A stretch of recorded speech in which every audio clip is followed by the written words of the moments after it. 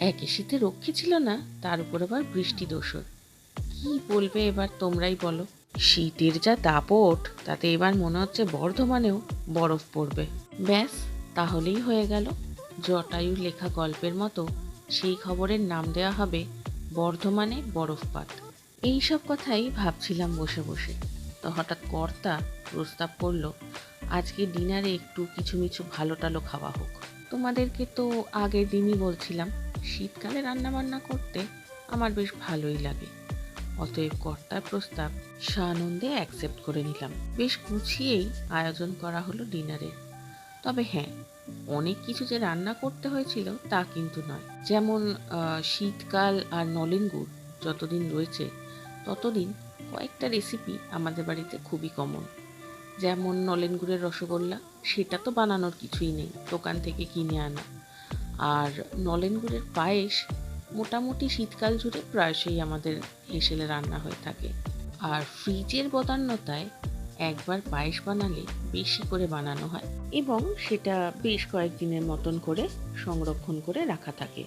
নতুন করে যেটা বানানো হলো সেটা হচ্ছে ছাতুর পুর ভরা মশলাদার কচুরি, সঙ্গে একটা স্যালাড কাম চাটনি বানিয়ে নিয়েছিলাম।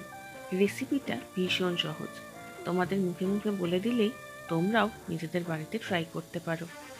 গাজর, টমেটো, কাঁচা লঙ্কা, পেঁয়াজ সব কুচিয়ে তাতে tomato sauce, chilli sauce, vinegar, বিট নুন আর গোলমরিচ দিয়ে ভালো করে একটু ঝোলঝোল মতন করে মেখে নিলেই তৈরি হয়ে যাবে এই স্যালাড কাম চাটনি, যেটা এই মশলাদার কচুরিটার সাথে খুব ভালো লাগে খেতে। তো যাই হোক, খাওয়া দাওয়া যেমন চলছে চলুক, এবার বরং আড্ডার প্রসঙ্গে আসা যাক। আগের এপিসোডে তোমাদের আমার জীবনের প্রথম ডিস্কোথেক অভিযানের গল্পটা শুনিয়েছিলাম, যেখানে আদতেও নাচানাচি না করে কবজি ডুবিয়ে ভুড়িভোজ সেরে বাড়ি ফিরেছিলাম। আর আজকের এপিসোডে তোমাদের শোনাবো আমার দ্বিতীয় তথা প্রবাবলি শেষ ডিস্কোথেক অভিযানের গল্প। তখন সেই জয়পুরের চাকরিটা করছি, আর ওখানে যে প্রসেসে আমি কাজ করতাম সেখানে যিনি প্রসেস ম্যানেজার ছিলেন তিনি ছাড়া বাকি সবাই আমার থেকে বয়সে অনেকটাই ছোট ছিল। ইনফ্যাক্ট যে প্রসেস লিডার ছিল সেও ছিল আমার থেকে প্রায় 9-10 বছরের ছোট।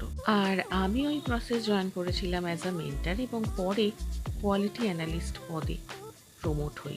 ফলে ডিজিগনেশন এবং এজ দুটো ক্ষেত্রেই আমার বেশ একটা রেসপেক্টফুল জায়গা ওখানে অলরেডি ছিল।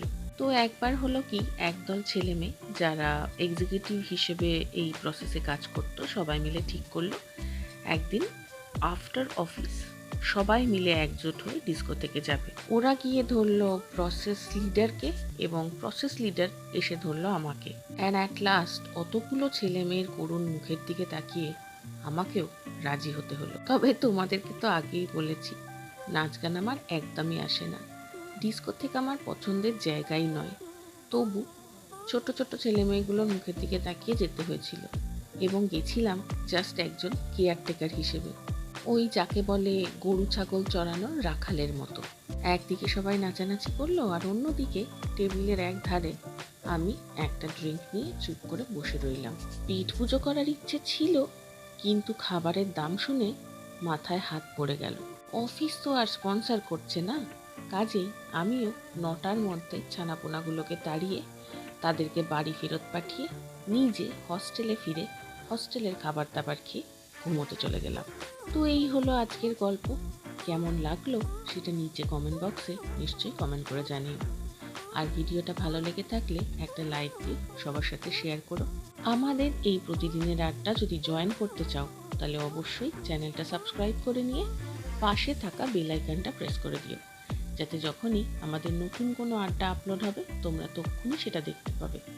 তাহলে বন্ধুরা, আজকের মতো এখানেই বিদায় নিচ্ছি। আবারও খুব শিগগির তোমাদের সাথে দেখা হচ্ছে আগামী আড্ডায়।